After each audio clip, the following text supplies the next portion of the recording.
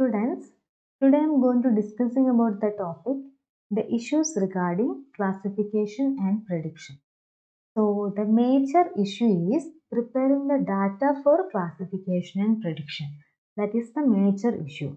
So the preparing the data for classification and prediction involves the following activities.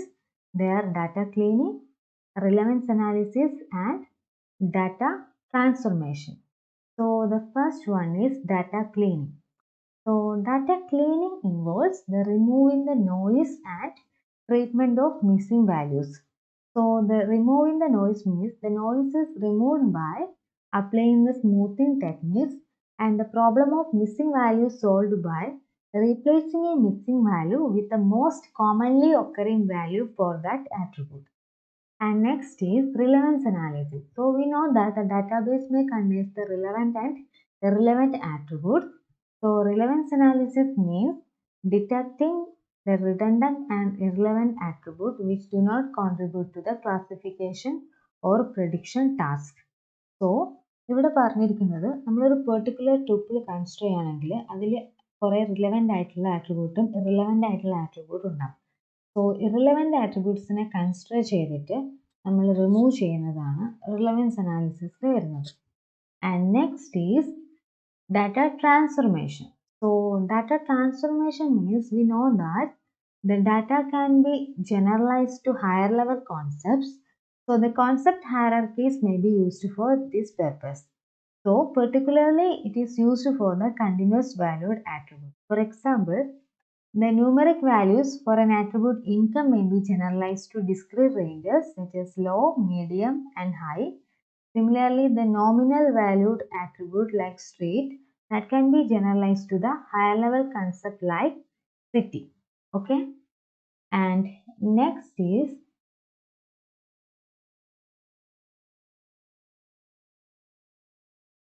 comparing the classification and prediction method. So the classification and prediction method can be compared and evaluated according to the following criteria. So the first one is accuracy. So the accuracy of a classifier refers to the ability of classifier to correctly predict a class level of new or previously unseen data. So that is the accuracy of classifier. So the accuracy of predictor refers to how well a predictor can guess the value of the predicted attribute of new or previously unseen data. That is the accuracy of predictor. And next is speed. So this speed refers to the computational cost in generating and using the given classifier or predictor. And next is robustness. So robustness means it is the ability of a classifier or predictor to make correct predictions given noisy data or data with missing values. That means ഒരു error ഉള്ള data, noisy data or missing value datas തന്നു കഴിഞ്ഞാലും കറക്റ്റായിട്ട് handle ചെയ്യാൻ വേണ്ടി പറ്റുമെന്നുള്ളതിൻ്റെ കപ്പാസിറ്റിയാണ് റോബസ്റ്റ്നെസ് എന്ന് പറയുന്നത്. So errors വന്നാലും ഹാൻഡിൽ ചെയ്യാനുള്ള കപ്പാസിറ്റി ഉണ്ടോ എന്നുള്ളതാണ് റോബസ്റ്റ്നെസ് എന്ന് പറയുന്നത്.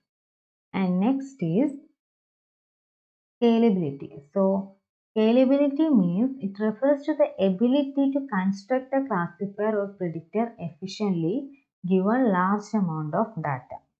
Okay. So ഒരു large amount of data കൊടുത്താലും efficient ആയിട്ട് മോഡൽ കൺസ്ട്രക്ട് ചെയ്യാൻ പറ്റുമോ എന്നതിനെയാണ് നമ്മൾ സ്കേലബിലിറ്റി കൊണ്ട് ഉദ്ദേശിക്കുന്നത്. And next is interpretability. So interpretability means it refers to what extent the classifier or predictor understand. That means level of understanding in inciting that provided by the classifier or predictor. So these are the issues regarding classification and prediction. Next is decision tree induction. So the decision tree means it's a structure that includes the root node, branches and leaf node. Okay. And each internal node denotes a test on an attribute, and each branch node denotes the outcome of a test, and each leaf node holds a class label, and the topmost node in the tree is the root node. Okay. So decision tree ne namakku or example consider cheyu, example vechittu discuss cheyyam.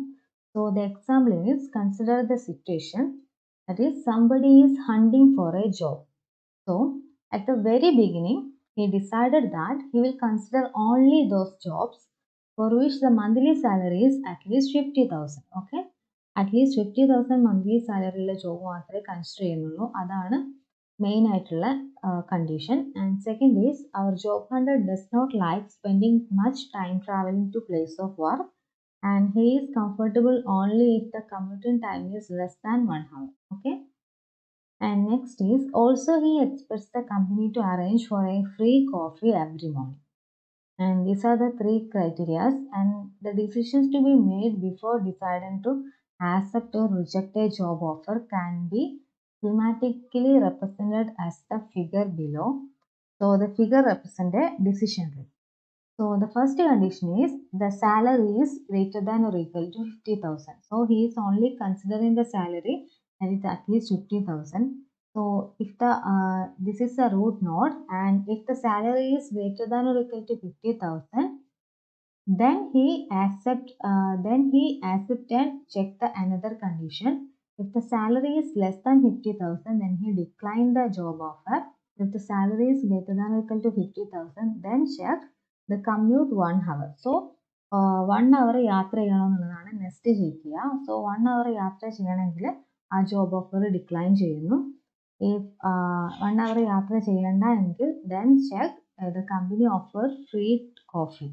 So if the company offers free coffee, then accept the job offer. Otherwise, decline the job offer. Okay. So this figure shows an example of decision tree.